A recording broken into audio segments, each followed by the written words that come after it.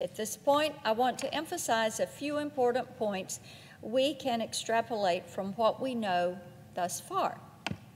Facebook's internal research revealed at the very least a strong correlation between use of their platforms and some forms of deteriorating mental health in kids and teens. But here's the larger issue. Even if Facebook didn't find proof of a causal link, it's unreasonable to assume that a company as large and successful as Facebook would ignore the social environment in which their young users live and scroll. If you accept this general assertion, which I hold is reasonable, then you must also accept that Mark Zuckerberg and the rest of Facebook's top executives were very well aware of the real-world context behind all of that research. And the context will make you sick. Between 2009 and 2019, the percentage of high school students who experienced persistent feelings of sadness or hopelessness increased by more than 10%. The percentage of high school students who seriously considered attempting suicide increased by 5%. Numbers regarding suicide plans and suicide attempts also trended in the wrong direction.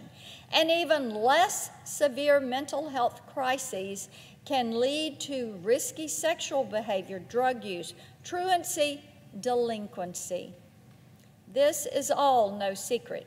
It's publicly available information compiled by the CDC, accessible by anyone capable of executing a Google search. It's getting harder for our kids and grandkids to make it through the day. They haven't even had a chance to live yet, and already they're experiencing hopelessness and despair.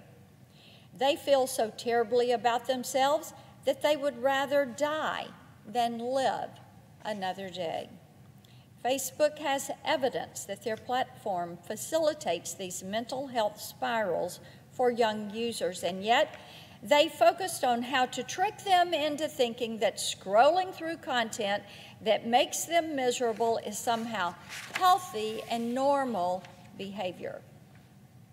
Mr. President, our children are not all right, and I'm willing to state for the record that the people pushing success buttons at Facebook, they really do not care. On September 21st, the New York Times published an expose on the company's frankly shocking efforts to rehabilitate its image by promoting pro-Facebook content into user news feeds. By all accounts, this reporting backed the company into a corner.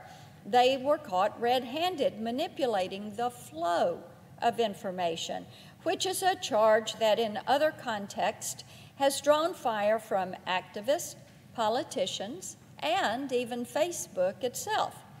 In response to the well-earned backlash that Facebook received, Mark Zuckerberg chose to avoid accountability, instead made a joke about an anecdote the Times reporters including regarding a video he had posted of himself cruising around on a glorified surfboard.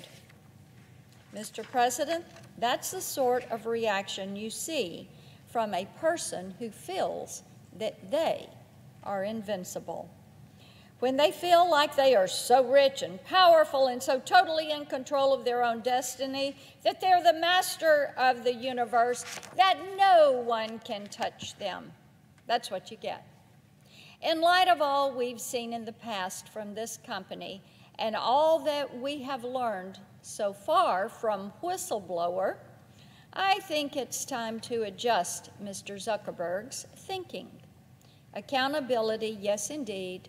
There's bipartisan agreement that it's time for accountability to come, and I sincerely hope that Mr. Zuckerberg and the rest of his Facebook colleagues are prepared for what is coming.